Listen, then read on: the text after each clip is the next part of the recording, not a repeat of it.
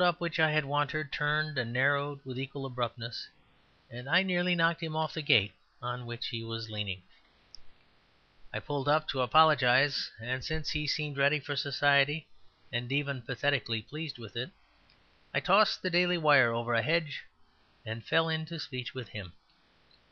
He wore a wreck of respectable clothes, and his face had that plebeian refinement which one sees in small tailors and watchmakers, in poor men of sedentary trades. Behind him a twisted group of winter trees stood up as gaunt and tattered as himself.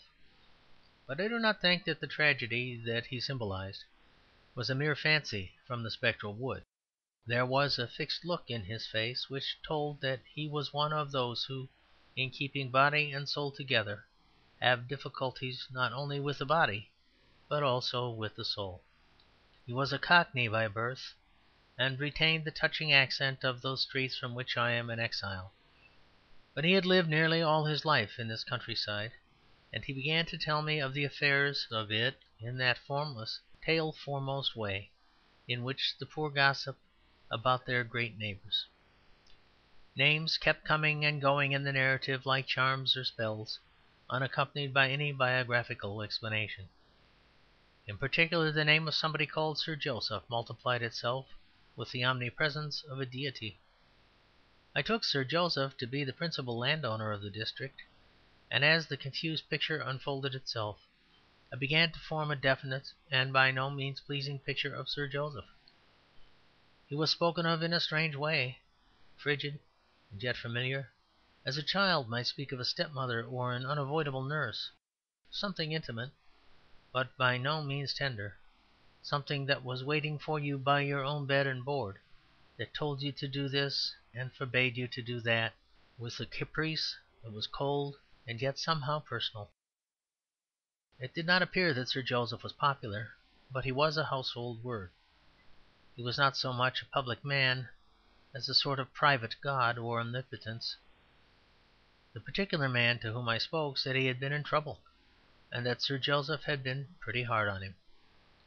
And under that grey and silver cloudland, with a background of those frost-bitten and wind-tortured trees, the little Londoner told me a tale which, true or false, was as heart-rending as Romeo and Juliet. He had slowly built up in the village a small business as a photographer, and he was engaged to a girl at one of the lodges whom he loved with passion. "I'm the sort that had better marry," he said, and for all his frail figure I knew what he meant. But Sir Joseph, and especially Sir Joseph's wife, did not want a photographer in the village.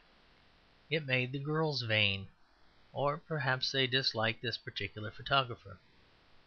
He worked and worked until he had just enough to marry on honestly, and almost on the eve of his wedding the lease expired, and Sir Joseph appeared in all his glory. He refused to renew the lease, and the man went wildly elsewhere. But Sir Joseph was ubiquitous, and the whole of that place was barred against him. In all that country he could not find a shed in which to bring home his bride. The man appealed and explained, but he was disliked as a demagogue as well as a photographer. Then it was as if a black cloud came across the winter sky, for I knew what was coming. I forgot even in what words he told of nature maddened and set free, but I still see, as in a photograph, the grey muscles of the winter trees standing out like tight ropes, as if all nature were on the rack. "She had to go away," he said. "Wouldn't her parents—" I began, and hesitated on the word forgive. "Oh, her people forgave her," he said, "but her ladyship—" "Her ladyship made the sun and moon and stars," I said impatiently, "so of course she can come between a mother and the child of her body." "Well, it does seem a bit 'ard," he began, with a break in his voice. "But, good Lord, man," I cried, "it isn't a matter of hardness. It's a matter of impious and indecent wickedness. If your Sir Joseph knew the passions he was playing with, he did you a wrong for which in many Christian counties he would have a knife in him." The man continued to look across the frozen fields with a frown. He certainly told his tale with real resentment, whether it was true or false, or only exaggerated. He was certainly sullen and injured, but he did not seem to think of any avenue of escape. At last he said, "Well, it's a bad world. Let's hope there's a better one." "Amen," I said; "but when I think of Sir Joseph, I understand how men have hoped there was a worse one." Then we were silent for a long time, and felt the cold of the day crawling up. And at last I said abruptly, "The other day at a Budget meeting I heard." He took his elbows off the stile, and seemed to change from head to foot like a man coming out of sleep with a yawn. He said in a totally new voice, louder but much more careless, "Ah, yes, sir, this 'ere Budget, the Radicals are doing a lot of 'arm." I listened intently, and he went on. He said with a sort of careful precision, "Setting class against class, that's what I call it. Why, what's made our empire except the readiness of all classes to work 'eartily 'and in 'and?" He walked a little up and down the lane, and stamped with the cold. Then he said, "What I say is, what else kept us from the errors of the French Revolution?" My memory is good, and I waited in tense eagerness for the phrase that came next. "They may laugh at dukes.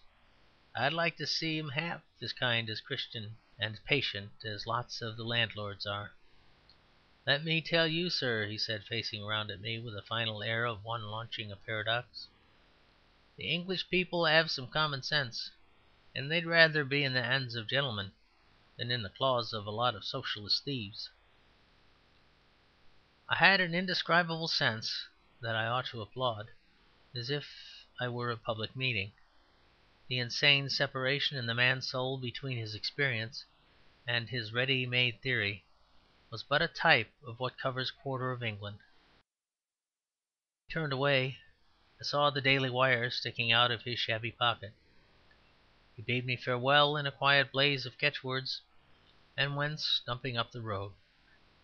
I saw his figure grow smaller and smaller in the great green landscape, even as the free man has grown smaller and smaller in the English countryside. The end of chapters 4 through 6.